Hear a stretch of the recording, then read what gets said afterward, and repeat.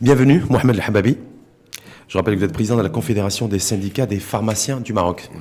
Merci une fois de plus d'avoir accepté notre invitation au débat. On va parler de santé publique, on va parler du pharmacien, du médicament, de la politique en matière de médicaments, des assises aussi de la fiscalité dans un mois, parce que je pense que les pharmaciens ne sont pas exclus, en tout cas, du débat et de l'enjeu fiscal, pour la refonte un petit peu du modèle fiscal. Mais on va peut-être démarrer avec vous, Mohamed El Hababi, sur la conjoncture politique et économique. Quand on est président de la Confédération des syndicats des pharmaciens du Maroc, est-ce qu'on en pense quoi un petit peu de cette conjoncture ?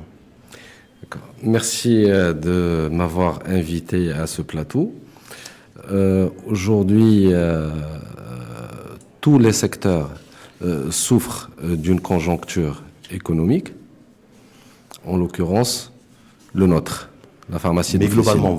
Mais globalement, beaucoup se plaignent d'un personnel politique qui ne répond pas aux attentes, qui est un peu déconnecté. Il y a beaucoup d'attentisme économique. Est-ce que vous, en tant que président de la Confédération des syndicats des pharmaciens du Maroc, parce que vous êtes pharmacien, Oui. vous êtes un acteur économique, Oui. est-ce que vous partagez le même ressenti, le même sentiment, ou vous avez un sentiment différent ? Exactement. Nous aussi, avant qu'on ne soit pharmacien, on est aussi des citoyens marocains qui vivent cette conjoncture. Je pense que cette conjoncture est due à une absence d'une vision globale de réforme des secteurs. Justement, et là je passe à notre secteur de pharmacie d'officine. La pharmacie d'officine, depuis les 2 dernières décennies, vive une crise sans précédent, une crise économique qui devient de plus en plus structurelle. Il faut rappeler aussi que la pharmacie d'officine est une entreprise économique, mais c'est avant tout une entreprise. Hein ? C'est avant tout une entreprise. Ah ben oui, c'est une entreprise. Est-ce que vous avez des confrères chefs d'entreprise aussi, qui sont dans d'autres secteurs d'activité, qui vivent les mêmes difficultés et qui ont les mêmes contraintes ? Écoutez, le pharmacien d'officine ne peut pas être... il doit absolument exercer la pharmacie lui-même, donc il ne peut pas être dans un autre secteur. Non, mais d'autres personnes, d'autres chefs Oui. d'entreprise qui sont dans d'autres secteurs d'activité, dans le textile ou autre aussi, qui rencontrent aussi quelques difficultés. Oui, c'est clair, Et vous c'est avez- clair. je Je resterai toujours dans le secteur de la pharmacie. Oui. Il y a aussi les grossistes répartiteurs qui sont en difficulté. Écoutez, tout est lié. Hein. Quand la pharmacie d'officine est en crise, même le secteur de la répartition et de la distribution De médicaments, en l'occurrence. C'est lui qui joue l'intermédiaire entre les industriels et les pharmaciens. Lui aussi, il est impacté par cette crise. Hein. Mais elle vient d'où, cette crise ? Parce que j'ai essayé de comprendre un petit peu. Tout le monde se plaint. Ouais. Beaucoup se plaignent. Mais comprendre l'origine de la crise, ou en tout cas l'origine des difficultés. Parce que parfois je me dis, est-ce que c'est pas aussi de la responsabilité du secteur, du chef d'entreprise, des acteurs aussi, qui n'ont pas été en capacité de se réinventer, d'appréhender l'avenir, de se projeter. Vous voyez ce que je veux dire ? Ouais. Alors je vais vous donner quelques chiffres. Ouais. Alors, le marché marocain draine 9,4 milliards de dirhams de chiffre d'affaires en médicaments. C'est-à-dire, la vente de médicaments, c'est autour de 10 milliards de dirhams C'est le chaque chiffre année. d'affaires global. Oui. Il y a 12 000 pharmacies. Il y a 40 laboratoires pharmaceutiques et 50 grossistes répartiteurs avec un panier moyen De 400 dirhams. de 400 dirhams Ouais. par an. Ça n'a pas bougé. Ça n'a pas bougé depuis, Donc, ça veut dire quoi ? depuis 2014. Donc ça veut dire quoi ? Donc, la politique adoptée par le ministère de tutelle depuis 2014 n'est pas efficiente. Donc on traîne des difficultés depuis 2014. Parce que tout à l'heure, vous m'avez dit que ça fait 20 ans que les pharmaciens connaissent des difficultés. 2014 aussi, me semble-t-il, c'est l'année où la décision a été prise de baisser le prix de 2500 médicaments. Exact. Donc voilà. Donc toutes les difficultés, donc vous êtes en train de dire indirectement que les difficultés enregistrées par le secteur ont démarré ou se sont amplifiées depuis 2014 et la décision de baisser 2500 prix de médicaments. Exactement. C'est ça, Exactement. en fait. Il n'aurait pas fallu baisser les prix des médicaments. Non. C'est ça qui aurait pu sauver les pharmaciens. Non, écoutez, comme j'ai dit au départ, on est des citoyens avant que nous soyons des pharmaciens. Et tout ce qui pourrait soulager le citoyen, on y adhère. Donc la baisse des prix des médicaments, en l'occurrence, a soulagé le on y portefeuille adhère. et le porte-monnaie des Marocaines et des Marocains. Bien sûr, on y adhère, mais ce qu'on a toujours critiqué, c'est la façon avec laquelle a été géré ce dossier de décret de fixation des prix. Il faut savoir que le médicament ne représente que 20% de total des dépenses en soins. Les 80% restantes sont le médecin, les consultations, la radiologie. Alors, on a fait du pharmacien le moyen de faciliter le soin aux pharmaciens. Et aujourd'hui, il faut dire les choses telles qu'elles sont. Au lieu de baisser les prix des médicaments, il aurait fait baisser les prix de consultations, radiologie, scanners et autres. C'est ce que tu es en train de dire. Quoi qu'on baisse, la poche du citoyen est vide. La solution de tout cela, au lieu d'aller vers des actions populistes, il faut aller directement à la cible. C'est une couverture médicale généralisée. Aujourd'hui, si on prend un citoyen français, dès que il va chez son médecin, il présente sa carte vitale. Oui, mais les citoyens français payent l'impôt. Et payent aussi, et financent le modèle social qui leur permet d'avoir une couverture sociale. Le citoyen marocain aussi paye ses impôts. Et il a droit aux soins. Pas tous, mais bon, parce que si tous les citoyens marocains étaient assujettis à l'impôt, payent l'impôt, peut-être qu'on n'en serait pas dans ces méandres-là, me semble-t-il. Écoutez, je ne suis pas d'accord avec cette thèse. À part la TVA où tout le monde est soumis et est obligé de payer la TVA. Je pense que tout le monde. Mais vous savez, quand on voit l'impôt sur les sociétés ou l'impôt sur les revenus pour les professions libérales, vous avez vu avec la DGI, on s'est rendu compte que tout le monde n'était pas forcément égal devant l'impôt dû. Justement, c'est un sujet débat, qu'on va débattre tout à l'heure. C'est pour ça, mais quand un modèle social aussi, il faut le financer, il faut des sources de financement pour pouvoir le pérenniser. On est bien d'accord là-dessus. Donc aujourd'hui, moi ma question c'est, vous êtes en contact aussi, je crois que vous avez une bonne relation avec Agnès Decalé, l'actuelle ministre de la Santé. Une bonne relation, tout est relatif. Aujourd'hui, certes, on a adhéré à... Bon, il y avait le sit-in du 3 décembre que la Confédération des syndicats des pharmaciens du Maroc a organisé. Suite à cela, le ministre avait appelé à une réunion le 21 décembre où tous les acteurs du secteur y étaient présents. Lors de cette réunion, 3 commissions se sont formées, 3 commissions de travail, une commission réglementaire, une commission de révision du décret de fixation des prix et une commission de l'assainissement du circuit légal du médicament. Donc aujourd'hui, on est en train de travailler au sein de cette commission avec la direction du médicament et de la pharmacie. Il y a une commission qui a achevé ses travaux. Aujourd'hui, il va falloir que ces travaux voient le jour. C'est-à-dire, qu'est-ce que vous attendez aujourd'hui? Aujourd'hui, vous en tant que président de la Confédération des syndicats des pharmaciens du Maroc, qu'est-ce que vous attendez aujourd'hui? Là, on est fin mars. D'accord. Ça fait 4 mois. Donc, aujourd'hui, au sein de cette commission, on a défini une liste limitative des produits pouvant être produits de réserve des cliniques. Elle doit voir le jour. C'est-à-dire, ça veut dire quoi concrètement pour le citoyen? C'est-à-dire qu'aujourd'hui, les cliniques s'approprient le médicament et en font un fonds de commerce. Les cliniques s'approprient le médicament et en font un fonds de commerce. Oui, ils les vendent aux citoyens au prix public, alors que normalement, ces cliniques doivent être approvisionnées en médicaments en prix hospitalier et avec un conditionnement spécial milieu hospitalier, ce qui n'est pas le cas, ce qui n'était pas le cas et ce qui n'est pas le cas jusqu'au jour d'aujourd'hui. On a dressé une liste limitative des produits pouvant être des produits de réserve des cliniques. Donc cette liste limitative, elle doit voir le jour très prochainement. Vous n'avez pas l'air sûr. Hein? Vous n'avez pas l'air sûr. Non, c'est pas. Mais on a pris l'habitude. Parce que Agnès Decali, du coup, si vous. On a pris l'habitude de nous donner des promesses. S'il donne des gains de cause aux pharmaciens, il va se mettre à dos les propriétaires de cliniques. Non, mais attends, c'est la loi. C'est la loi. Ah non, mais Nous, on ne demande que ce qu'on applique la loi. C'est tout. On ne demande pas quelque chose d'extraordinaire. Ça d'une part. D'autre part, on a demandé le droit de substitution. Sous d'autres cieux, ça se fait. Pourquoi pas chez nous? C'est-à-dire le droit de substitution. Le droit de substitution, c'est-à-dire que le pharmacien ait le droit de substituer un produit par son générique.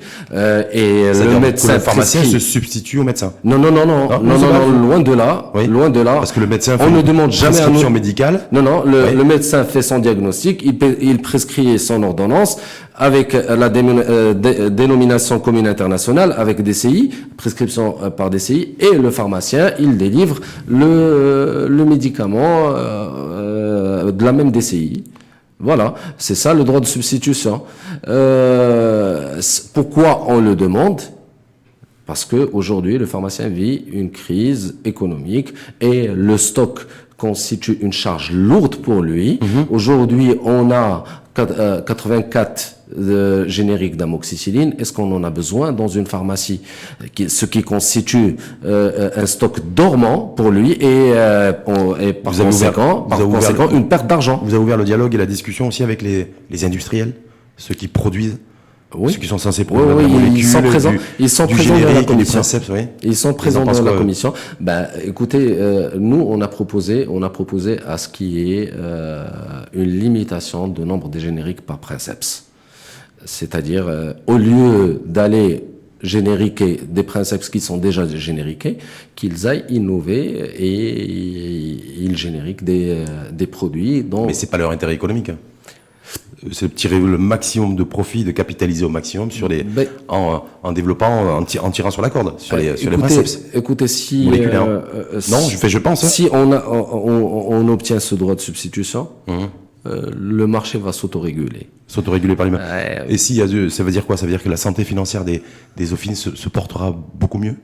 Vous êtes en train de dire les pharmaciens, 12 000 pharmacies, on dit qu'il y a à peu près un tiers qui est en difficulté. C'est pas le seul moyen. J'ai l'impression que ça, c'est les espèces de palliatifs, pour rester dans le jargon médical, et que c'est pas ça qui va redonner du sens et redéfinir un modèle économique pour les. Non, mais en partie, ce n'est pas la solution globale, mais en partie, c'est une solution. Ce droit de substitution. Pourquoi? Parce que, tout simplement, aujourd'hui, on reçoit des médicaments qui n'ont pas de générique, qui sont en rupture. Et donc, qui c'est qui est perdant en fin de compte? Non, mais c'est toujours le consommateur final, c'est le citoyen. C'est toujours le citoyen. Ça d'une part. Mais ça, le citoyen, vous savez que le citoyen n'est pas au courant de tout le système, de tout l'écosystème, en fait. Oui, malheureusement. Du producteur, parce que du producteur au consommateur et tous les intermédiaires, on a le client et l'usager n'est pas au fait de tout ça. Lui, ce qu'il veut aujourd'hui, c'est être soigné, être bien pris en charge et d'avoir un écosystème de santé qui soit fonctionnel. Et surtout d'avoir une couverture médicale. Et d'avoir une couverture médicale Mais ça, c'est un autre sujet qui est intimement lié.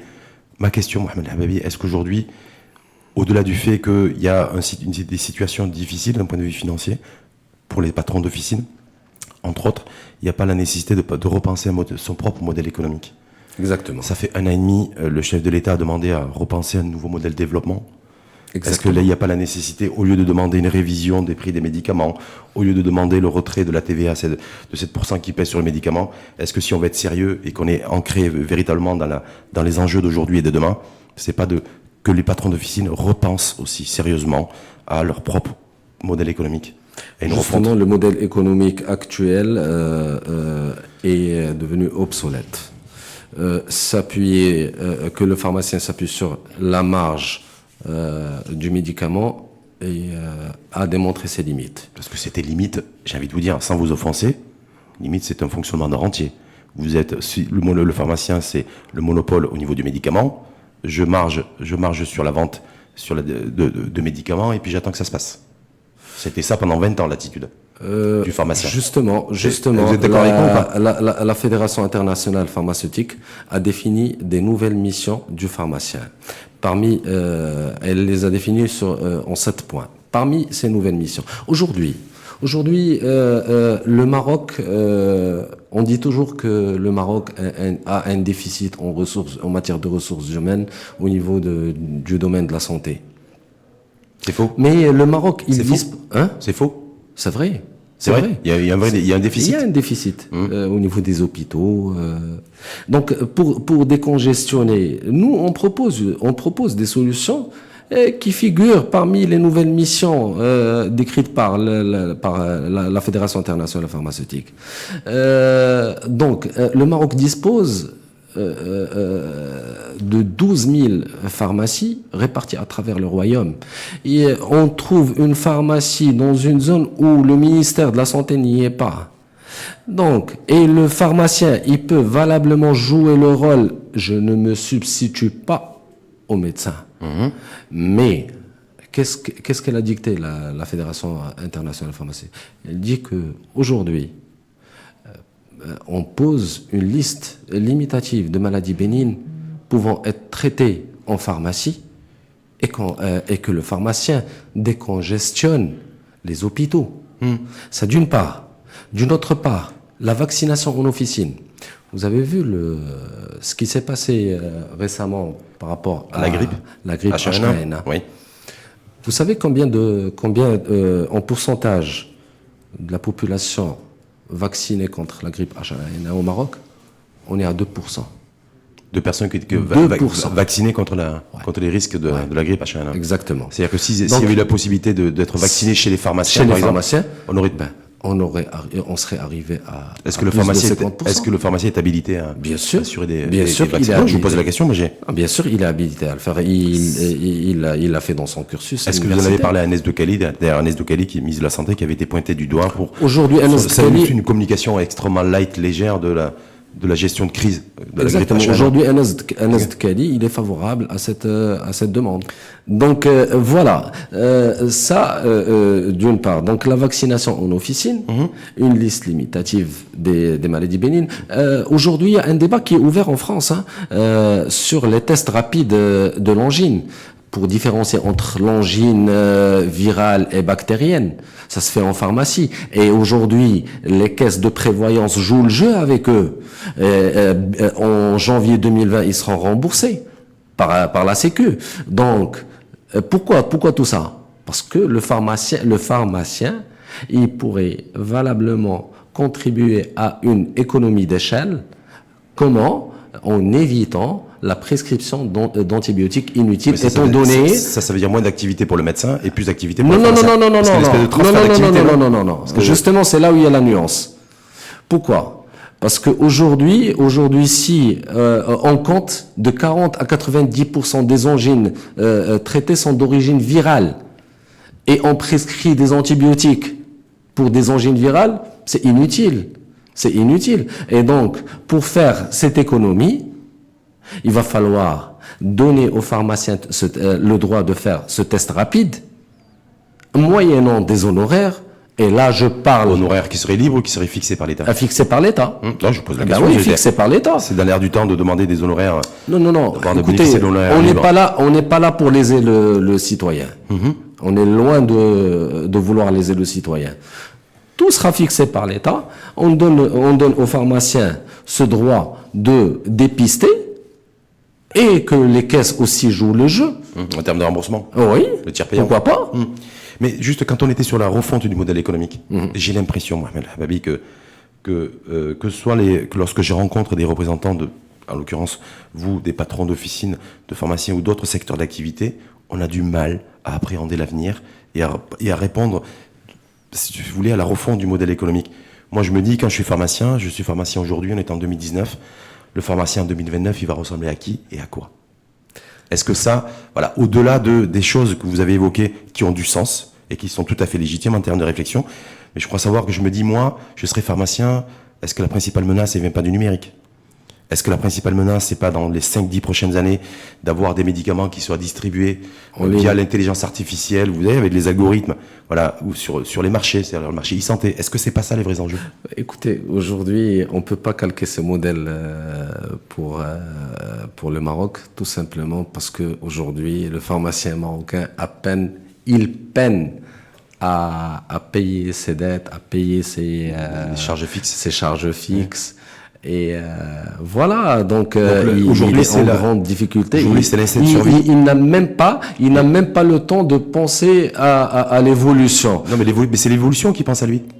Oui, oui, je sais. C'est le smartphone. Vous avez un smartphone comme moi, comme des millions et des millions de Marocains. Ouais. Aujourd'hui, c'est le partenaire de vie de chacun d'entre nous. On ne pensait pas que le smartphone allait occuper autant d'espace dans nos vies personnelles. Justement. Les GAFA sont aujourd'hui sur le marché de la santé, du médicament, partout dans le monde. Ça arrive chez nous. Ouais. Donc je veux bien quand vous me dites le patron d'officine, il est en difficulté et il faut arriver à le sauver. Et puis il y en a d'autres qui pourraient se retrouver en difficulté s'il n'y a pas des mesures qui sont prises. Mais en même temps, la nouvelle technologie est là, l'intelligence artificielle est là. Ouais. Se faire livrer des sushis ou un hamburger, demain on pourra se faire livrer des médicaments à son domicile. Donc c'est ça l'enjeu, je pense. Justement, c'est là où il y a la différence. Au début, je vous avais dit que entre l'hamburger et le médicament. Ça, je vous l'accorde. Mais aujourd'hui, le pharmacien se trouve entre l'enclume et le marteau. C'est une entreprise commerciale, économique, mais qui n'a pas le droit de se comporter comme les autres entreprises. Pourquoi ? Parce qu'on est justement une profession réglementée. On n'a pas le droit de faire de la promotion du médicament. C'est illégal de par la loi. Donc, qu'est-ce qu'on fait ? On est dans nos pharmacies, on attend à ce que le patient vienne et on exécute. Mais et si dans 5-10 ans, le patient il n'aura plus besoin de se déplacer à la pharmacie, il recevra ses médicaments chez lui. Il va falloir une refonte de loi. Mais oui, mais parce que c'est les choses qui se précisent. Je sais que vous appelez aussi la refonte de loi de 1922, du siècle dernier. Exact. Mais ce que je suis en train de me dire, c'est est-ce qu'il ne faut pas simplement mettre en place des lois aujourd'hui qui soient adaptées au futur proche. Et pas forcément, est-ce que vous ne trompez pas de combat entre demander les révisions de lois du siècle dernier, mais plutôt de demander des lois qui soient en phase avec l'avenir. Vous savez, il faut pour ce faire, il faut l'implication du gouvernement, de plusieurs ministères, chose qui n'est pas le cas aujourd'hui. Aujourd'hui, vous avez rencontré le chef du gouvernement, je crois savoir il n'y a pas très longtemps. Exactement. Lui qui est à la tête, c'est le chef du gouvernement, de tous les ministères. Exactement, c'était dans le cadre de la création d'une commission transversale. Et vous l'avez dit, voilà, il y a des menaces, le numérique, les GAFA, le marché e-santé, la distribution, la livraison des médicaments à domicile. C'est tout ça qui nous attend. Justement, écoutez, aujourd'hui ça commence chez nous au Maroc, la livraison de médicaments, mais d'une manière illégale. Oui. Nous, on le considère aujourd'hui, on ne l'accepte pas. Ça constitue une concurrence. Ce qui n'est pas interdit est autorisé, vous le savez comme moi. C'est interdit, voilà. Justement. C'est interdit. D'accord. C'est interdit par la loi. Donc il faut faire appliquer la loi. Parce que vous n'êtes pas menacé. Je pense, j'ai l'impression que vous êtes réellement menacé par l'ubérisation du médicament et de la santé. Oui. Comme les autres pays, comme la France, comme tous les pays du monde. Ouais, mais aussi si ça doit se faire, ça doit être réglementé aussi. Parce que le médicament n'est pas une marchandise comme les autres. Vous savez très bien que ça va se faire. Ah oui. Vous le savez, tout le monde le sait. On peut dire effectivement c'est interdit, il n'y a pas de loi autorisant, il n'y a pas d'environnement juridique, mais ça va se mettre en place, sachant que de toute façon la technologie a toujours un temps, voire 2 temps d'avance par rapport aux politiques et au cadre juridique. Ça on le sait. Donc là-dessus, est-ce que la priorité des priorités, selon vous, ce n'est pas de penser à l'avenir, plutôt que de se tourner vers le passé et d'en faire du présent ? Non, aujourd'hui, la priorité des priorités pour nous, c'est de réformer de telle sorte à ce que le pharmacien retrouve. Écoutez, le pharmacien il ne demande pas grand-chose. Il demande à vivre de sa pharmacie, c'est tout. Ce n'est plus le cas. Sauf qu'il faut qu'il en vive différemment. Oui. Mais aujourd'hui, le pharmacien ne vit pas. Il survit au Maroc. Donc, passons étape par étape. Passons au fait de lui permettre de vivre d'abord, et après on pensera au futur. C'est comme ça qu'on réfléchit. C'est comme ça que vous réfléchissez. Ouais. Mais c'est peut-être aussi une erreur. C'est peut-être une erreur. C'est peut-être une erreur parce qu'on le voit dans d'autres secteurs d'activité. Quand on n'est pas dans la tendance, on n'est pas dans la mondialisation, quand on n'est pas dans les évolutions, on se casse la figure, on se retourne vers l'État. C'est comme les enseignants cherchent. Vous avez vu les enseignants qui font grève, tout le monde descend dans la rue. Exact. En demandant à ce que l'État réponde à tout, mais l'État ne peut pas répondre à tout. Que ce soit l'État marocain ou tous les États dans le monde. Ouais. Donc il faut être aussi en capacité de se prendre en main, de réfléchir à des modèles économiques innovants, des services innovants, et aussi qui puissent permettre effectivement de réformer soi-même aussi, ne pas attendre que l'État réforme son secteur d'activité ou sa propre activité. Exact.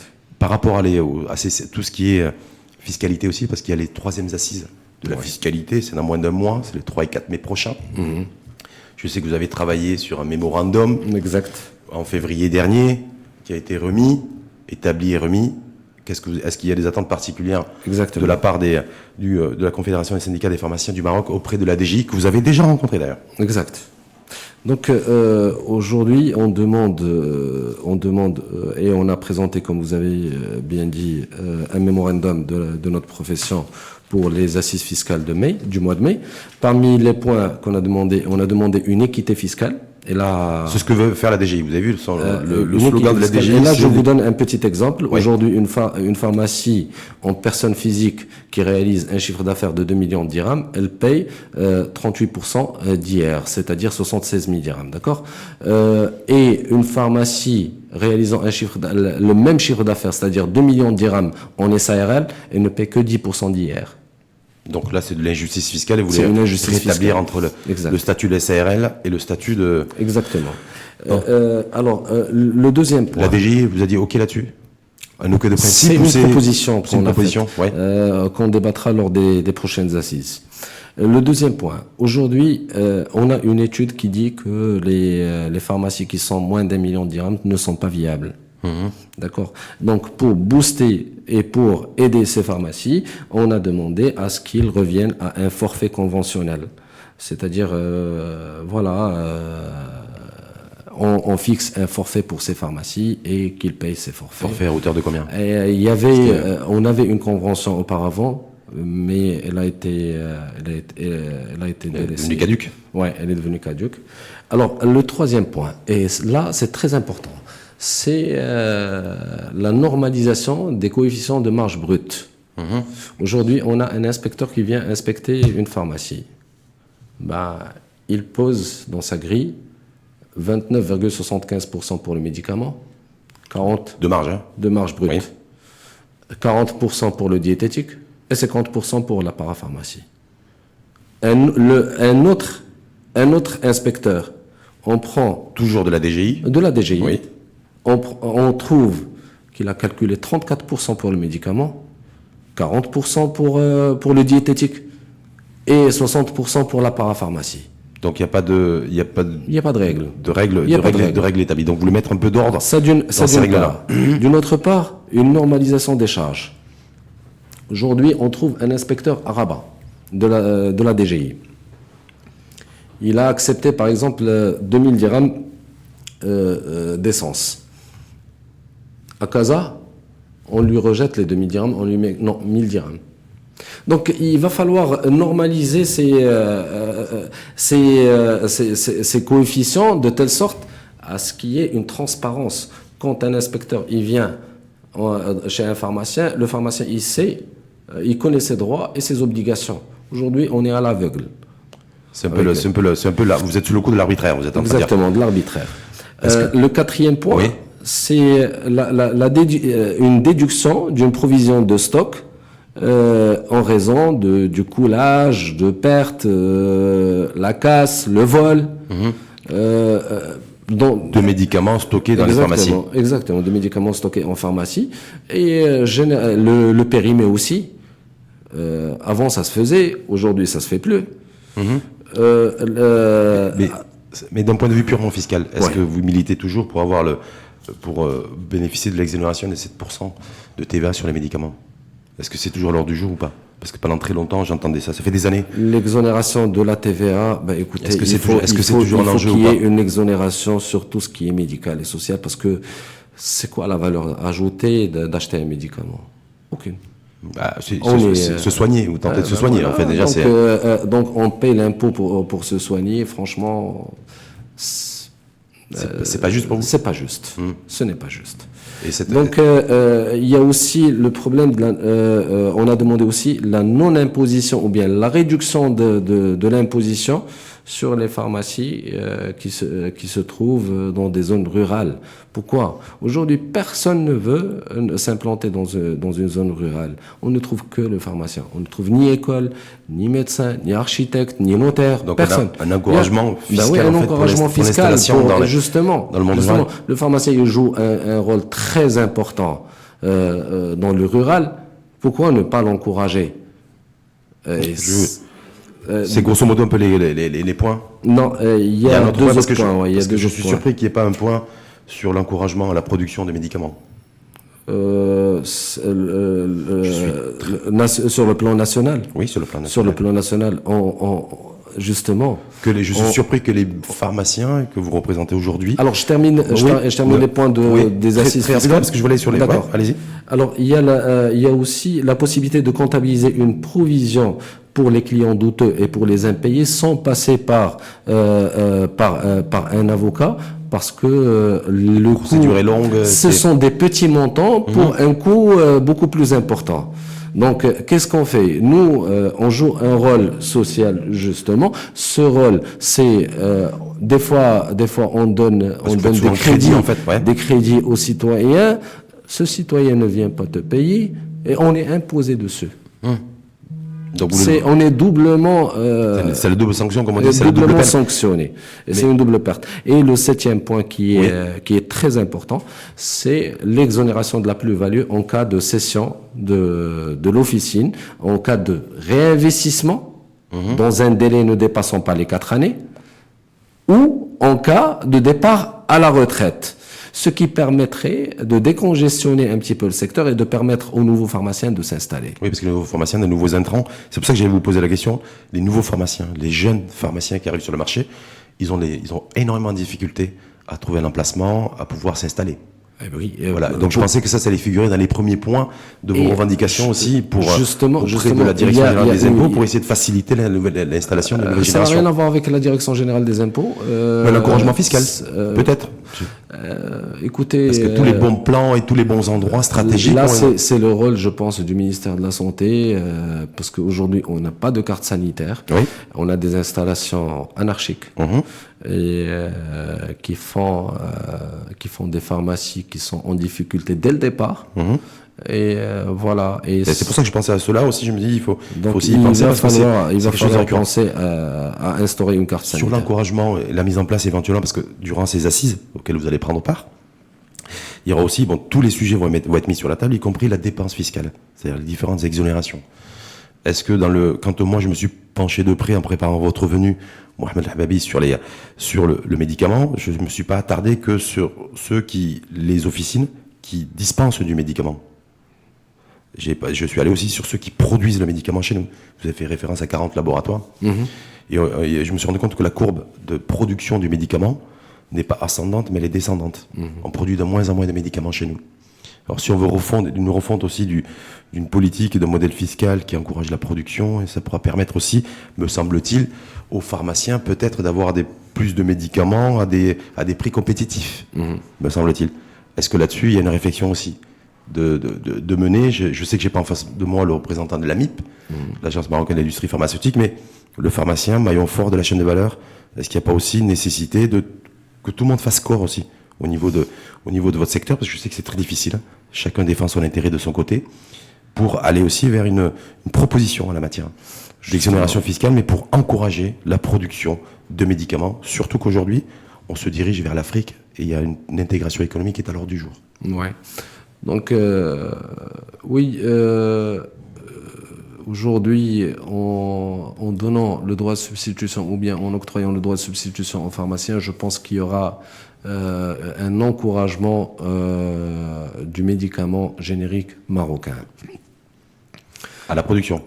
Oui, à la production et à la commercialisation aussi. Donc, oui, il faut qu'il y ait une table ronde où se réuniront tous les acteurs du secteur, en l'occurrence les industriels locaux, les multinationales, les répartiteurs et les pharmaciens. On a beaucoup de points ou bien d'intérêts communs. On a aussi des points sur lesquels on diverge. Il va falloir se mettre à table pour justement trouver une politique. Parce que ça s'est jamais produit. Jamais vous êtes arrivé à parler d'une seule voix. Et là, je me dis que pour vous, pour les assises, vous savez, ces troisièmes assises, sont censées décliner la politique fiscale pour les 10 prochaines années. Exact. Donc si vous manquez ce rendez-vous, quand je dis vous, c'est-à-dire tous les acteurs du secteur, les acteurs. Voilà, ben vous êtes foutus, quoi. Il va falloir attendre 2030. C'est ça la réalité, semble-t-il. Donc je me dis, et j'ai pas l'impression aujourd'hui, à un mois des assises. Ça s'est pas fait. Ça s'est pas fait. Ça s'est pas fait. Voilà, c'est pour ça que je voulais vous interpeller là-dessus, et j'interpellerai aussi les autres acteurs. Hein. Pourquoi, une fois, au-delà du fait du constat de ça s'est pas fait, pourquoi ça se fait pas? Pourquoi on fait pas? Parce que voilà, c'est le pharmacien effectivement dont le modèle économique est à bout de souffle. Les laboratoires pharmaceutiques qui sont un peu dans leur coin, qui font leur travail, mais qui de manière peut-être un peu isolée par rapport aux autres acteurs, et les assises qui arrivent, et bien sûr les répartiteurs qui sont au milieu, qui sont pris en sandwich. Nous, on a fait ce qu'il fallait faire pour les pharmaciens d'officine. Pour les autres secteurs, certes, on n'a rien fait parce que on estime que ce n'est pas notre domaine. Alors que ça l'est, indirectement, vous êtes concerné? Indirectement. Mais on ne connaît pas leur spécificité. Ils produisent du médicament. Oui, mais à part produire du médicament, on connaît même pas leur marge. Vous voyez, oui, donc il y a un rapport du Conseil de la concurrence qui avait mis ça en exergue en 2012, 2013 d'ailleurs. Vous avez vu au niveau de la Direction générale des impôts aussi les prix de transfert qui concernent les multinationales, tout secteur d'activité, y compris le médicament. Il devra y avoir, sont soumises à beaucoup plus de transparence. Exact. Voilà, sur les facturations maison mère filiales. Mais donc, c'est juste pour vous dire par rapport à ça. Mais je me dis, est-ce que l'enjeu aussi, l'autre enjeu essentiel, c'est l'Afrique? On parle de la mise en place d'une agence, pour l'agence du médicament africaine. Oui, justement. Voilà, les statuts ont été adoptés en février dernier, je crois, à Addis Abeba par le ministre de la Santé. Exact. Donc là, je crois savoir que qu'il faudrait qu'il y ait une quinzaine de pays qui adopte 14 agences. 14 agences.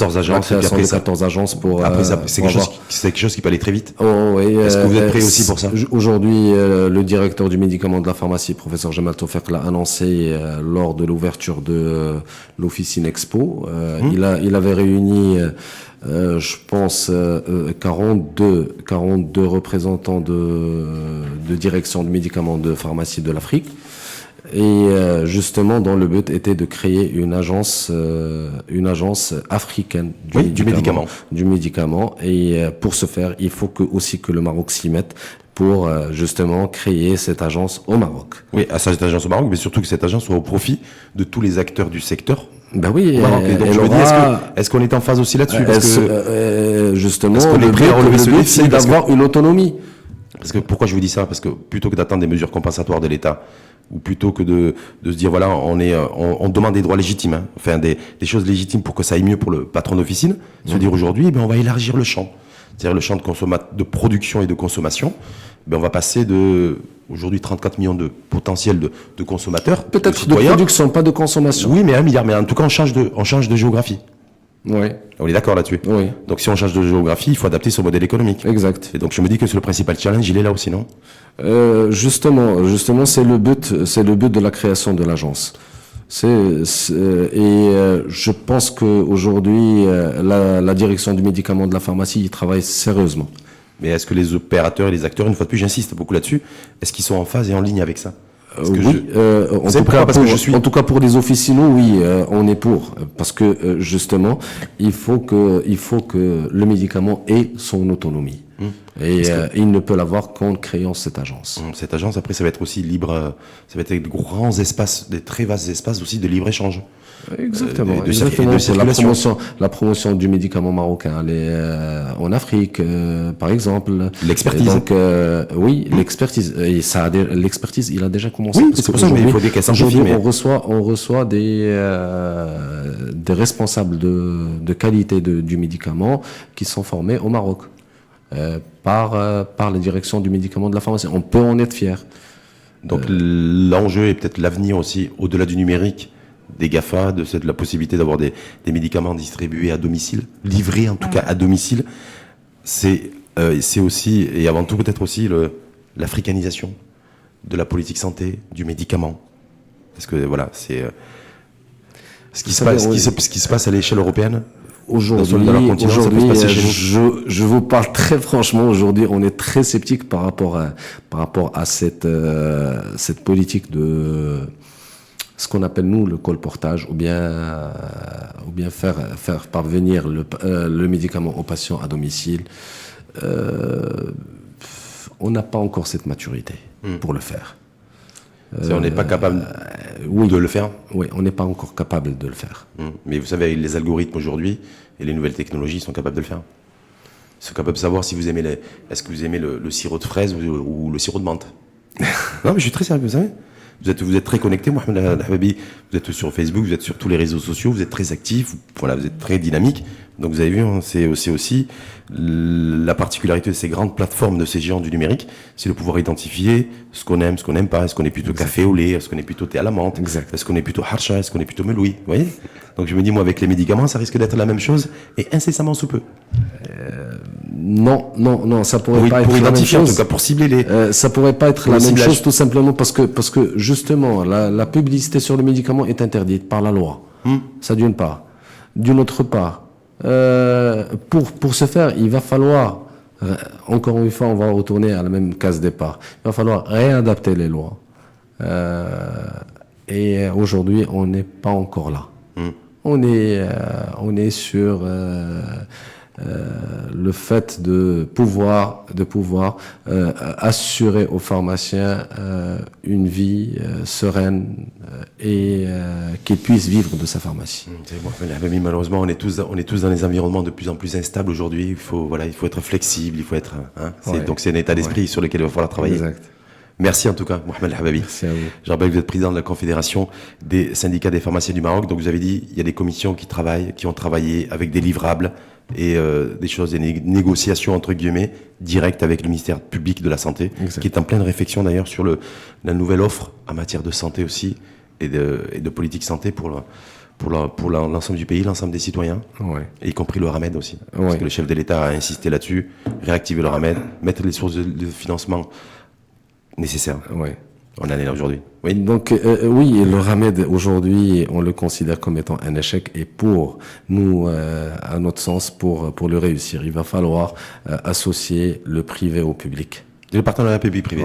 Et des sources de financement qui soient viables et pérennes aussi, parce qu'autrement, ça risque d'être compliqué. Merci en tout cas à vous. Merci. Une fois de plus, Mohamed Al-Hababi, président de la Confédération des syndicats des pharmaciens du Maroc, et je vous souhaite une belle journée. Merci beaucoup.